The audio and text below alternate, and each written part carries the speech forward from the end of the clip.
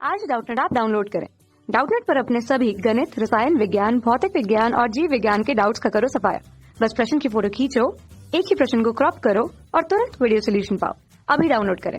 नमस्कार दोस्तों, प्रश्न है यकृत शोथ बी रोग को निम्नलिखित बिंदुओं से आधार पर वर्णन कीजिए।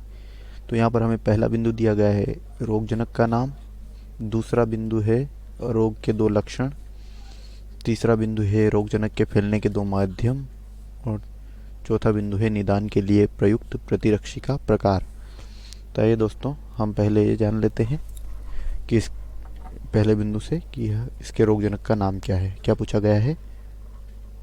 रोगजनक यानी कि जिसके द्वारा यह फैलता है उसका नाम। तो यह एक वायरस के द्वारा फैलता है। किसके द्वारा? वायरस। ठीक है। और उस वायरस का नाम क्या है? Hepatitis B virus. कौन सा? Hepatitis B virus. ठीक है।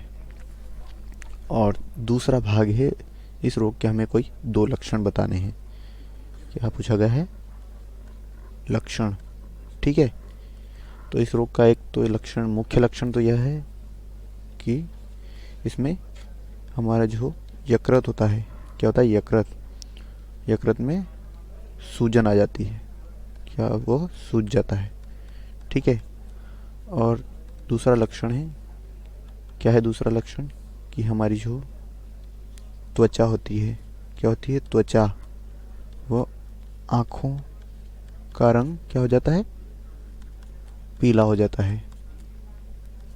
ठीक है। और हमें पीलिया रोग भी हो जाता है जब हेपेटाइटिस बी वायरस के द्वारा संक्रमण होता है। ठीक है। और तीसरा बिंदु है इस रोग के फैलने के कोई दो माध्यम।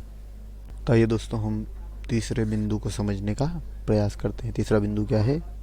रोगजनक के फैलने के कोई दो माध्यम। फैलने के दो माध्यम यानी कि यह बीमारी किस तरह फैलती है या इस रोग का वायरस किस तरह फैलता है। तो दोस्तों इस रोग का वायरस यौन संबंधों से, यह बीमारी किस तरह फैलती है? जब यौन संबंध होते हैं इन्हीं दो के बीच में, तो उसके द्वारा यह वायरस फैलता है। और जब हम किसी संक्रमित यानी कि जो पहले किसी संक्रमित व्यक्ति द्वारा उपयोग की गई सुई होती है हेपेटाइटिस बी वायरस के संक्रमित रोग द्वारा, संक्रमित व्यक्ति द्वारा, तो उसी संक्रमित सुई का उपयोग दोबारा उपयोग से हम क्या हो जाते हैं? हेपेटाइटिस बी वायरस के संक्रमित हो जाते हैं। तो संक्रमित सुई के उपयोग से भी क्या फैलता है? हेपेटाइटिस बी वायरस फैलता है। ठीक है। और चौथा विकल्प है, क्या दिया गया है? चौथा भाग कि निदान के लिए प्रयुक्त प्रतिरक्षी। क्या पूछा गया है? निदान यानी कि इससे हम बच कैसे सकते हैं? निदान के लिए प्रयुक्त प्रतिरक्षी। ठीक है। तो इस रोग के निदान के लिए जो एंटीबॉडी प्रयुक्त की जाती है वो कौन सी एंटीबॉडी होती है? हेपेटाइटिस बी सरफेस एंटीजन यानी कि हेपेटाइटिस बी सतह प्रतिरक्षी। क्या है? सतह प्रतिरक्षी। ठीक है। और यह क्या होता है? यह एक क्रियात्मक प्रतिरक्षी है। कैसा?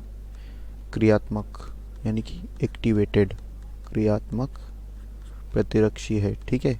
और यह क्या करता है? यह जो होता है हेपेटाइटिस बी वायरस से व्यक्ति को रक्षा करता है। क्या करता है? रक्षा करता है।